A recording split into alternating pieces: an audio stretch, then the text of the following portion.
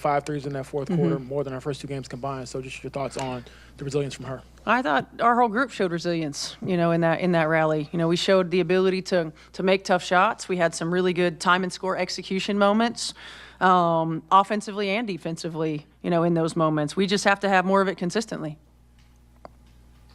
Those second and third quarters felt like things kind of slogged for you guys, especially offensively. What was the difference in those 2 quarters? It was our defense.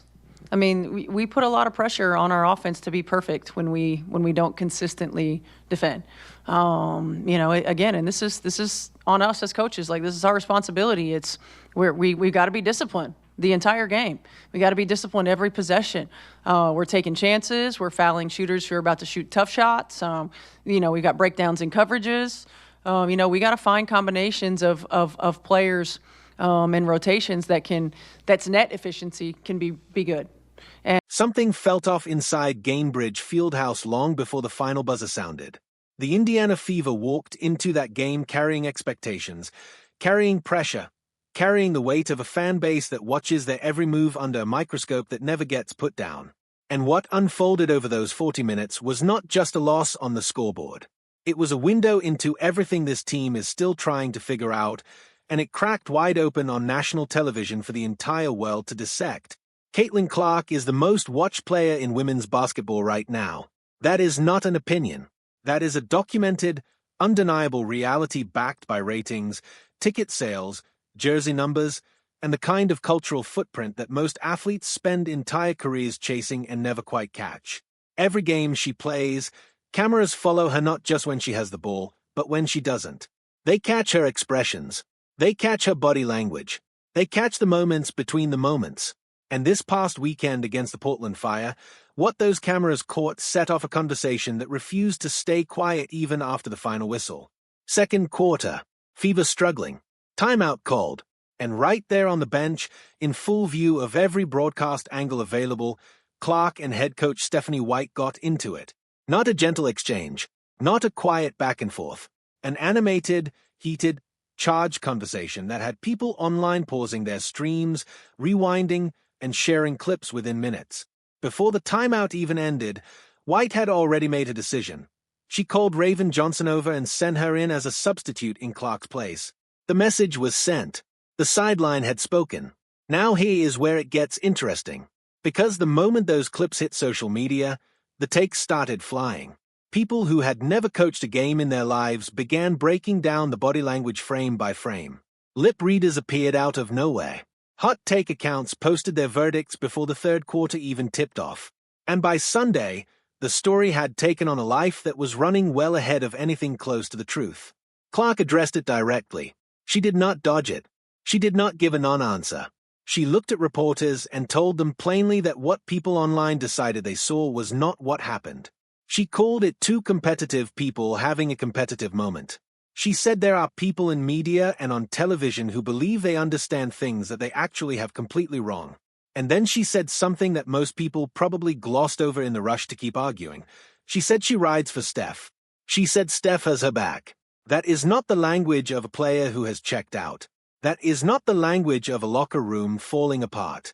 That is a player defending her coach publicly while the internet is convinced there is a war happening behind closed doors. But here is the part that nobody should ignore just because the drama explanation is more entertaining. Clark's performance that night was genuinely rough. 22 minutes of action, 6 assists, 2 rebounds, and the number that tells the real story, 1 made field. Goal out of 7 attempts. For someone who can fill up a box score the way she can. For someone who changed the landscape of this league in her first season, going 1 for 7 from the floor is a number that demands attention regardless of any sideline exchange. Her playmaking was present. Her passing showed the vision that makes her special. But the scoring was nowhere to be found, and Portland knew it, and they made Indiana pay for it. The Fire did not win that game because of luck. They won it because they identified Indiana's disorganization, they attacked the rotations that kept breaking down, and they executed. 100-84 was not a close game that slipped away. It was a statement. Portland controlled that night from early on and never let the Fever find the rhythm they needed to threaten it. This now marks Indiana's second straight defeat and fourth loss through the early portion of the season. That is not a catastrophic record, but it is a pattern worth paying attention to. The Fever have flashes. They have the talent to compete with teams across this league on any given night.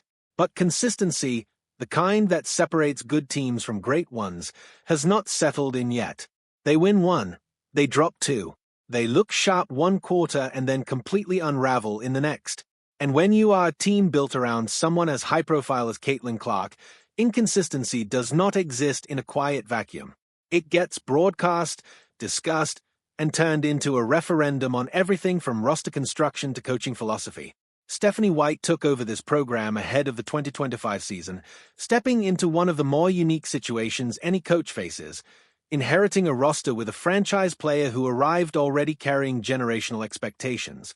White has been consistent in her praise of Clark. She has spoken about her work ethic, her basketball intelligence, her preparation. Clark has mirrored that publicly, saying before the season that she was genuinely excited about playing under White's leadership. One sideline timeout does not erase that foundation, but it does put it under a spotlight that is not going away. The real question sitting underneath all of this noise is not whether Clark and White like each other or whether the Fever locker room is fractured. The real question is whether this team can find its footing fast enough to become what it is supposed to become. The talent is not the problem. The pieces are there. But talent without chemistry is just potential that never converts. And right now, Indiana is in that uncomfortable space where the gap between what they could be and what they actually are keeps showing up in close games and in moments where they need a steady hand and instead get a turnover, a broken possession, a rotation that is 2 seconds too slow. What happens Thursday will matter. The Fever come back home to host the Atlanta Dream, and that matchup carries real weight. The Dream are a team with their own sense of identity and momentum, and they will not walk into Gainbridge Fieldhouse ready to hand Indiana anything. This is also the kind of game where narratives either get corrected or get louder. A sharp, focused, collectively engaged performance from the Fever starts answering some of the questions that have piled up over these last 2 weeks. A third straight loss does the opposite. Clark will be ready. Whatever happened on that bench during a second quarter timeout, she has already shown who she is when the lights get brightest. She responds. She competes. She does not disappear when the conversation around her gets uncomfortable. The question is whether the team around her can match that same energy and give her something to work with when her own shot is not falling. The season is young. The standings are not locked. But early patterns have a way of becoming late-season realities if they are not addressed directly and honestly. Indiana knows what is at stake. Their fan base knows it. And every camera in every arena they walk into this season is going to keep capturing every moment, the good ones, the raw ones, and every single thing in between. Thursday is coming. The Fever better be ready for it.